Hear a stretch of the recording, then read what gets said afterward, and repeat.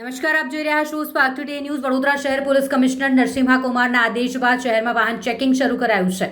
Routine વાહન checking કરવામાં આવી રહ્યું છે। શહેરના વાડી અને પાણીગેટ પોલીસ દ્વારા વાહન ચેકિંગ કરવામાં આવ્યું। ડ્રિંક એન્ડ ડ્રાઈવના બનાવો અટકાવવા માટે શહેર પોલીસ કટિબદ્ધ છે। સુરક્ષાને ધ્યાનમાં રાખતા વાહન ચેકિંગ વડોદરા શહેર પોલીસ દ્વારા અલગ અલગ જગ્યાઓ પર કરવામાં આવી રહ્યા છે।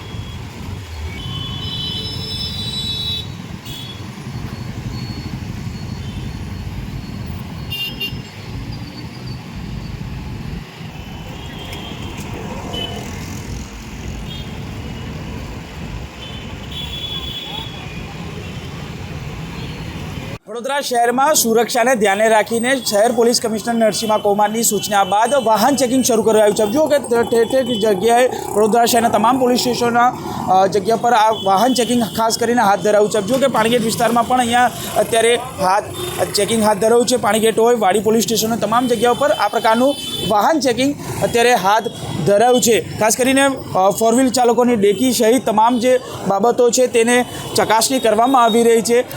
જે પ્રકારે ભારત અને પાકિસ્તાનની આ યુદ્ધની જે પરિસ્થિતિ છે તેને લઈને જ હવે તમામ જગ્યાઓ પર હાઈ એલર્ટ મોડ પર જોવા મળી રહ્યું છે।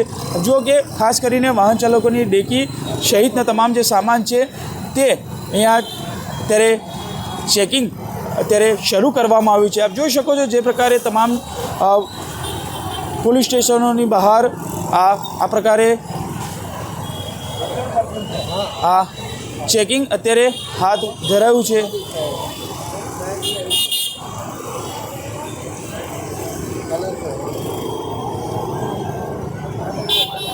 જોઈ શકો છો જે પ્રકારે તમામ પોલીસ સ્ટેશનોને સૂચના આપવામાં આવી છે, પોલીસ ઇન્સ્પેક્ટરોને સૂચના આપવામાં આવી છે ને તેને લઈને જ તમામ પોલીસ સ્ટેશનના હદ વિસ્તારમાં આ પ્રકારે ચેકિંગ વાહન ચેકિંગ અત્યારે શરૂ કરવામાં આવ્યું છે। ખાસ કરીને વાત કરીએ તો જે પ્રકારે વડોદરામાં જે સુરક્ષાને ધ્યાને લઈને આ પ્રકારે હવે શહેર પોલીસ કમિશનર નરસિંહા કુમારની જે સૂચનાઓ છે તેને લઈને જ હવે તમામ પોલીસ ઇન્સ્પેક્ટરો આ પ્રકારની વાહન ચેકિંગ કરી રહ્યા છે।